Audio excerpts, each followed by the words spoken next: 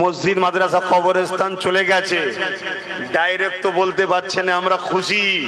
কেন আমরা খুশি বললেই দুধেল গাইগুলো আর সাপোর্ট করবে না, তো কমসে কম ব্যানার দে ওয়াকফ বিলের প্রতিবাদ, আর কিন্তু একটু আনন্দ করে নেচেলে। শুনছেন তো নাকি? তাহলে এই সব অবৈধ সন্তানদের বিরুদ্ধে আমাদেরকে সংগঠিত হওয়া দরকার আছে না নাই? আপনাদের কি মনে হয় কোনো মুসলমান যদি এই ওয়াকফ কালা কানুনের প্রতিবাদে নাচ গান করিয়ে বলে আমি প্রতিবাদ করছি, এ মনে হয় কোনো হালালি সন্তান হতে পারে? একটু আওয়াজ দিয়ে বলবেন। এই আমার কথা যদি কষ্ট হয় আস্তে আস্তে উঠে চলে যেতে পারো, একদম আওয়াজ দিয়ে বলুন হালালি হতে পারে। আপনারা যেদিকে এরকম কোন জায়গায় করে থাকে সেই গুণের সব খোঁজ খবর নেবেন মুরব্বীদের থেকে, দেখবেন কেউ লটারিতে পাওয়া, শুনছেন না শোনেননি, কেউ সুদ খাওয়া, কেউ ঘুষ খাওয়া,